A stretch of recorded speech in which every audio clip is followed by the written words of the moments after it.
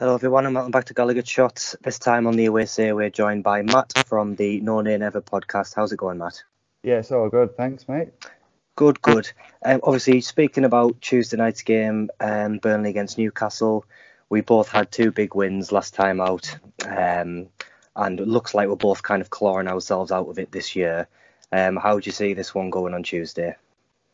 I think it's going to be pretty tight, really. Like you say, both had big wins over the weekend, big results, putting some distance between us and the bottom three. So I think Dyche will be a little cautious. I mean, we're on a good run, an undefeated run, and we're playing well. So there is some momentum there. But when we go away from home, he's always a little more cautious.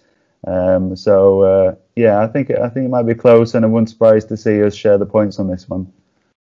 Yeah, I think a lot of Newcastle fans would probably agree. We're quite predictable in how we actually play, but whether or not we get a result at home, it's kind of flipping a coin at the minute. So I know there's obviously a lot said about Burnley and their home and away form. What would you say is the main kind of reasoning behind your away form being so kind of, well, not lackluster, but not as consistent as it is at home? It's a tough one, really. It's one that we've never really been able to put a finger on, really. He sets up in the same kind of way. We don't necessarily have an away strategy and a home strategy. We're usually a little more cautious going into it, a little more compact. Don't really take many risks. We want to still be in a game, still within touch of a game at half time, and. Yeah, it's a bit of a mystery, really. I mean, 2 seasons ago we had to wait until April for our first away win, and then last season we started off by beating Chelsea away, and we were almost picking up more points away from home last season. So it's been a bit mixed, really. I think the crowd play a big part for us when we are at home at the turf. And so, maybe it's just a general kind of thing of just not being on your own patch, not having that same crowd, having your home comforts and things like that, and just not necessarily going for it as much, and therefore maybe running out of time to actually go out and get something. Yeah, I think that's probably true for Newcastle as well. And when I say that we kind of flip the coin on whether or not we get a result, it's kind of the same with the fans at the minute. I don't know if you've ever been to St James's when we've played. When it's rocking, it's absolutely brilliant. You can really see it really lifts all of our team, but at the same time, you get sections of the crowd where there's one misplaced pass, one sort of, a right tackle or whatever, and all of a sudden the place is really edgy. I don't know if you've ever noticed that before when you've been to St James's, whether you can comment on the kind of atmosphere around the place. I personally haven't been up there yet.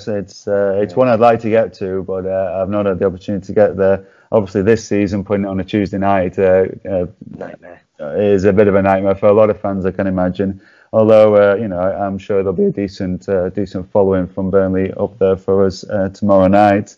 It's I suppose you could call it a 6-pointer, really. We're 2 points ahead of you as it stands, so you'll be keen to try and get that win and try and move up another space. And we'll be keen to try, results go our way midweek. We could find ourselves in the dizzy heights of 11th or so. Yeah, the lofty heights, yeah. I think a lot of Newcastle fans, we saw the Huddersfield game as kind of being the key. We have to win this game to really, get that gap. Burnley fans, do you see this as kind of a 6-pointer yourselves, or do you just take each game as it comes, really? Because obviously you probably weren't expecting the result against Spurs necessarily. Absolutely, yeah. That was a proper bonus 3 points on the weekend for us. So before the weekend, we probably would have seen this as a big opportunity to take 3 points off somebody who's around us. Our run in our last 4 games is City, Everton, Chelsea, Arsenal, I think. So we are definitely eyeing up these games that we've got left from teams around us to take as many points as possible off them. I think this time Dyche might be looking at it and going, look, we're on a great run. We've got players coming back from injury, so the squad's being strengthened. Every week, every game that comes, we've got more players available. If we can take 3 points here, that's another some more bonus points that we maybe a few weeks ago wouldn't have pinpointed as possibles, really. A couple of home games against Leicester and Cardiff, and we could be safe. flying, yeah. sooner rather than later, which would be good. Like I say, given those tricky last 4 games that we've got. Yeah, I mean, in terms of bonus points, I don't think there was a single rational football fan in the world that thought we were going to beat Man City. So it just goes to show that anything can happen, really. I mean, I don't know if you watched that game, what you've made of Newcastle's recent form, because we are quite a hard team to predict at times. I don't know if you've watched us recently. I haven't seen a huge amount, I must admit. But obviously, yeah, the win against City it must have been a great night up there then. Yeah, it's a bit like ourselves, really. You kind of, like you say, you must be going into every match not knowing which way it's going to go, and just praying for a bit of consistency, really, and a bit of a settled kind of run to try and try and put some daylight. We're always going to play this 5 at the back now, and we know exactly how we're going to play every week, but it kind of means we're sat on a knife edge every game where we're in the game 80 minutes in and we could score the last minute, but like we saw at Wolves, we can concede last minute as well. So I think our biggest win's only been a 3-0, so it is often hard. So I can definitely see this game being close, maybe no goals in the first half, and then it's going to whoever scores first, really. With Burnley, in terms of scoring a goal away from home, is that likely to be a set piece or on the break? How would you see that going from Burnley's point of view? Well, again, before we've found this purple patch, you definitely would have said, that we would really just eye set pieces as our prime chances to get goals away from home. But we're in quite a good run of form.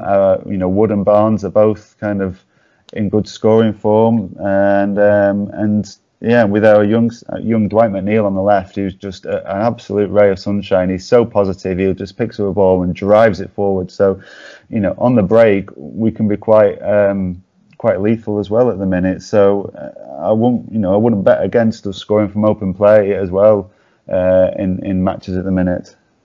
Right, good. Going back to Newcastle, when you look at that relegation fight, I think most people have accepted Huddersfield and Fulham both gone. Do you think Newcastle have got enough to stay up this season? I think so. I think they do. I would have been surprised that, if they did go down. Just looking at the teams that are down there, you look at Cardiff. They've had a bit of a good run of form recently, but that seems to be dropping away again. Southampton seem to have. They had that good run of form when they changed the manager, but again, that seems to be dropping off. It's a big result for Arsenal to beat them yesterday, for both of us, really. Just keeps them down there, again, adrift, they're 4 points adrift of yourselves. So there's a little bit of daylight for you there. Brighton have got a game in hand on us at the moment, but I'm not entirely sure. Is that Chelsea? Yeah, Chelsea. So you kind of think that Brighton might not necessarily get those points that they've got in hand on us. So there should be. I think the good thing is that Huddersfield are pretty much gone. Fulham look like they're gone, and so there's 5 teams really only battling over one spot.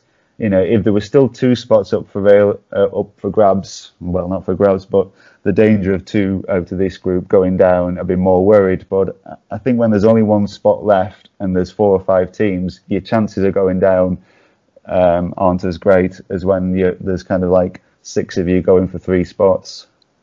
Yeah, I think after every game week, your chances of going down get slimmer and slimmer, and I think we've obviously now got Miguel Almiron, who, when you compare us to the other teams around, that's maybe that extra spark that we need to just unlock a goal. I mean, we saw him against Huddersfield. We were all mesmerised by him from minute 1. He was on the pitch, although it did look like we just wound him up and let him go. He looks like that extra bit of quality we would need.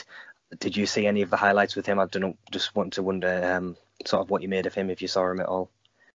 I'm sorry, buddy, I didn't see that one, I'm afraid. But yeah, I mean, a new signing like that, you're one of the lowest scoring teams in the league, so you bring someone in with a bit of momentum, a bit of positivity, just in the way that we found with this youngster Dwight McNeil, who came in to the team really just through an injury crisis. Yeah, and exactly the same with us with Sean Longstaff. Yeah, he's just retained his spot, and it's his spot to lose now. So if this guy can fire in a few key goals for you in key matches, then it'll be money well spent, and he'll be a hero if he helps to keep you up. Completely agree. And going back to that point about your young lad there, we've had that same dilemma with Longstaff, where it looked like we were on our absolute bare bones in midfield, and all of a sudden this lad comes out of nowhere and looks absolutely unbelievable. I mean, we'd seen him play here and there for the reserves, and he kind of just looked like another one of these that's going to come through the academy and maybe fall at the last hurdle, but he's done absolutely incredible. But hopefully, yes, we've got enough quality. And I think last question I would ask you today would be score prediction.